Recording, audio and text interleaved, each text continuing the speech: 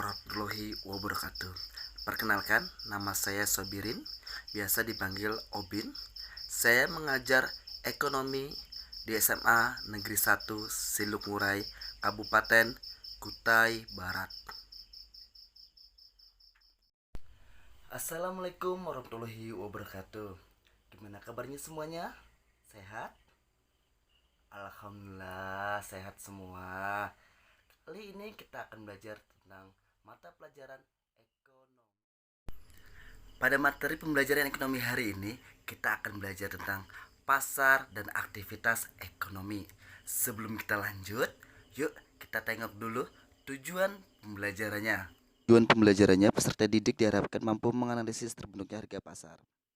Tujuan pembelajaran berikutnya, peserta didik diharapkan mampu menjelaskan konsep pasar. Tujuan pembelajaran selanjutnya, peserta didik diharapkan mampu membedakan berbagai jenis pasar. Sebelum saya jelaskan materi pada hari ini, yuk kita tengok dulu gambar berikut ini. Gambar yang pertama ada pasar, yang kedua ada pembeli. Bagaimana? Sudah lihat gambar tadi? Kira-kira apa hubungannya dengan materi yang akan saya jelaskan hari ini? Gimana? Ada pasar, kemudian ada pembeli. Pengertian pasar dibagi menjadi dua, yaitu yang pertama, pengertian pasar secara sempit, dan yang kedua, pengertian pasar secara luas. Pengertian pasar yang pertama itu pengertian pasar secara sempit. Pasar dapat diartikan sebagai tempat bertemunya penjual dan pembeli untuk melakukan transaksi jual dan beli barang atau jasa.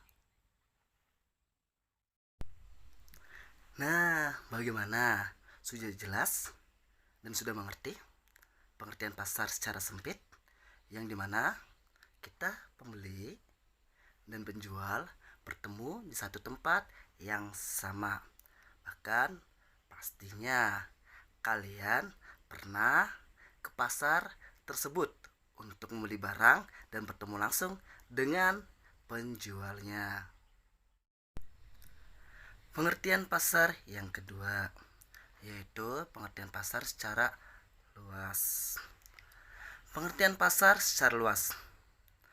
Pasar merupakan proses di mana penjual dan pembeli saling berinteraksi untuk menetapkan harga keseimbangan atau kesepakatan atas tingkat harga berdasarkan permintaan dan penawaran.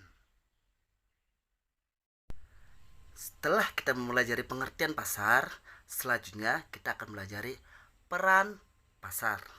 Yuk kita tengok peran pasar tersebut. Berikut ini adalah peran pasar. Peran pasar itu ada 6. 1. Peran pasar yaitu mengatur kegiatan produksi.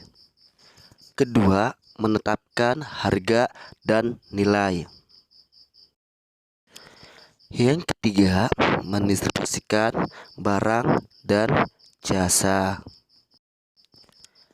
Yang keempat, yaitu menentukan jumlah pembeli dan penjual. Yang kelima, menentukan stok barang untuk keperluan masa depan. Yang keenam, melakukan promosi. Mengatur kegiatan produksi. Dalam kegiatan produksi, perusahaan membutuhkan faktor-faktor produksi atau input. Kebutuhan ini dapat ditemukan oleh perusahaan di pasar faktor produksi. Indikator harga yang terjadi di pasar mempengaruhi kebijakan perusahaan dalam produksi suatu barang atau jasa. Ketika harga faktor produksi seperti bahan baku mahal, perusahaan akan berusaha mencari bahan baku substitusi agar terlindungi dari penggunaan bahan baku yang mahal. Jika barang substitusi juga mahal, perusahaan akan mengganti bahan baku dan terpaksa pula mengganti alat pemrosesannya. Dengan indikator harga di pasar, perusahaan akan menentukan kombinasi pemakaian proses produksi yang paling efisien. Yang kedua, menerapkan harga dan nilai. Harga suatu barang ditentukan oleh kesepakatan antara penjual dan pembeli atau ditentukan oleh pertemuan penawaran dan permintaan. Harga barang-barang terbentuk di pasar. Harga di pasar secara langsung menentukan nilai barang. Barang yang mahal cenderung memiliki nilai yang tinggi. Barang yang berharga, contoh 100.000 per unit, akan lebih bernilai dari barang yang berharga Rp10.000 per unit. Yang ketiga, mendistribusikan barang dan jasa. Pasar dapat memperlancar proses penyaluran barang atau jasa dari produsen kepada konsumen. Transaksi jual beli yang terjadi di pasar memungkinkan produsen menawarkan hasil produksinya kepada konsumen. Sebaliknya, konsumen dapat memperoleh barang atau jasa yang dibutuhkan secara mudah dan cepat. Hal ini tentu saja mempengaruhi kegiatan distribusi. Kegiatan produksi adalah kegiatan menghasilkan barang. Orang melakukan kegiatan produksi disebut produsen. Contoh, pengrajin gerabah, pengrajin anyaman, dan penjahit. Distribusi. Kegiatan distribusi adalah kegiatan menyalurkan barang. Orang yang melakukan kegiatan distribusi disebut distributor. Contoh, pedagang besar, agen, dan pengecer. Konsumsi. Kegiatan konsumsi adalah kegiatan pemakaian barang. Orang yang melakukan konsumsi disebut konsumen. Contoh, pembeli makanan, pakaian, dan alat rumah tangga. Yang keempat, menentukan jumlah pembeli dan penjual. Pertemuan antara penjual dan pembeli di pasar dapat menentukan jumlah pembeli dan penjual. Konsumen yang memperbelanjakan uangnya dibatasi oleh jumlah uang yang terbatas. Jumlah unit barang yang dibeli tergantung pada kemampuan konsumen. Demikian pula halnya dengan produsen yang akan membeli faktor produksi. Jumlah unit yang akan dibeli tentu saja dibatasi oleh dana yang dimiliki produsen tersebut. Yang kelima, menentukan stok barang untuk keperluan masa depan. Melalui indikator harga di pasar, konsumen dan produsen dapat mengambil inisiatif untuk mengumpulkan barang. Pada saat harga barang di pasar murah, ada kecenderungan barang dibeli dalam jumlah banyak sebagai stok untuk keperluan masa depan. Yang keenam, melakukan promosi. Pasar dapat digunakan sebagai tempat melakukan promosi. Banyak pasar dikunjungi oleh pembeli. Itulah sebabnya pasar dapat digunakan oleh produsen untuk memperkenalkan produk yang mereka hasilkan.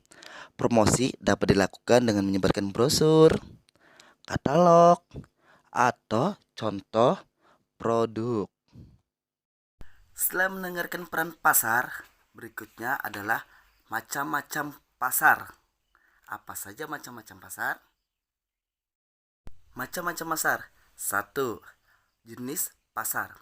Jenis pasar dibagi menjadi 2. Yang A, pasar barang konsumsi. B, pasar faktor produksi.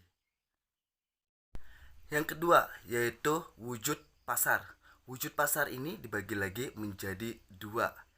A, yaitu pasar konkret. Yang B, pasar abstrak. A. Pasar barang konsumsi adalah pasar yang memperjualbelikan barang-barang untuk keperluan konsumsi rumah tangga keluarga atau rumah tangga konsumen, mulai sandang seperti baju dan celana, pangan, makanan dan minuman, papan rumah, sampai barang mewah seperti mobil. B. Faktor produksi adalah pasar yang memperjualbelikan faktor-faktor produksi yang biasanya digunakan produsen, misalnya tanah, tenaga kerja, mesin produksi, dan tenaga ahli.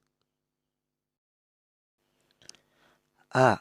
Pasar konkret berarti nyata atau bisa dilihat secara kasat mata.